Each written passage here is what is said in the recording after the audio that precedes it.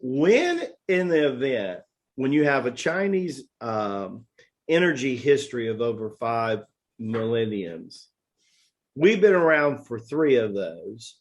Then Ayurveda, you can put things on Ayurveda that go back even further than that. I studied Ayurveda medicine for 4.5 years in India. So I know these things, but isn't it funny, right?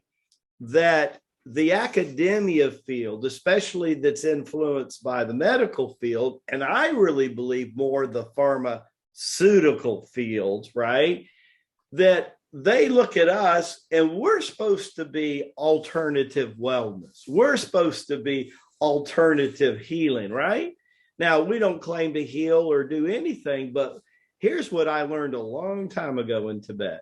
Give the body, mind, and spirit what it needs naturally, and it automatically regenerates and sets itself up for its own healing because it was designed to be a self-healing organism anyhow, right? Absolutely. So it's all built in. And, man has probably put us in a position where the body is no longer capable because we're so disconnected with the pathogens and the toxins and the stuff that enter our body. We just weaken it down so much that our innate ability to heal is heavily limited. And I think that that's just a function of our lifetime of toxins after toxins after toxins. It just drives our bodies down. So, I'm a big fan of some level of purification. I think it's important in order to get our back. One of the things I've studied is obesity and studied what is it about behavior. And I use this a lot. Tiger Woods says that he takes him 10,000 swings, for him to take a minor tweak in his behavior to perfect whatever change he wants to make. 10,000. Well, imagine if we had to have 10,000 decisions on what to eat, or what to exercise, or we put our minds in that mode where it takes 10,000. Now you can expand that or accelerate that through other behaviors, right? There's yoga can help you expand those things, and Tai Chi Chuan can help you speed that up, but ultimately your body's got to be trained. So when you lose weight, your hypothalamus says, okay, I want to set your right weight at this, so I'm going to move your hunger around to go down to that level. But it doesn't happen the day you lose a pound. The hypothalamus is doing just the opposite. It's trying to push you and your behaviors back up.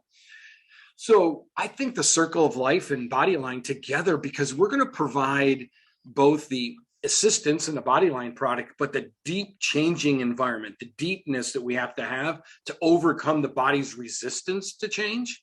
I think you're going to show people how to accelerate that. Many of our professional athletes use yoga, they use hypnotism, they use alternative means to accelerate that change in the body, and they're obviously exceptional in what they do.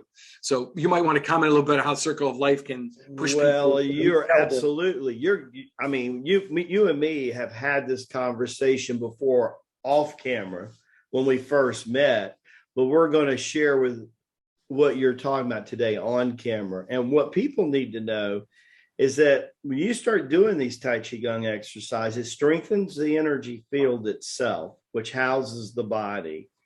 But then it influences the chakras because the exercises turn what they refer to the spokes.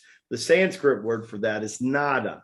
And they turn. We got 72,000 of those, and they begin to turn them outward. So we respond more to energy. They come in through the spokes, and people don't know that metaphysically, these spokes on the outside are connected to the central nervous system in the body. So it's almost like you have tentacles going out, embracing life, or they're turning in, contracting from life. When a person is depressed, what we've observed, these nadas turn in because they're saying, I don't want to engage in life. But when I'm embracing in life, see, when I'm hungry, that's a sign that I'm healthy. When I want to embrace and move, that's a sign that I'm healthy, right? So what happens is that the second thing that gets stimulated after the chakra and the energy body, you're going to love this, is the endocrine gland system itself. Bingo.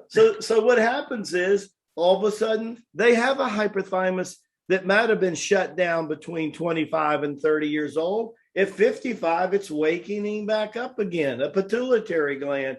Oh my God, I can't tell you, Stephen, how many women came to me in their 50s, said, I've been off my monthly cycle for 10 years, and all of a sudden they start menstruating again. They're flipping out. I don't know something more powerful about regeneration than that. That's one of the best examples you could have.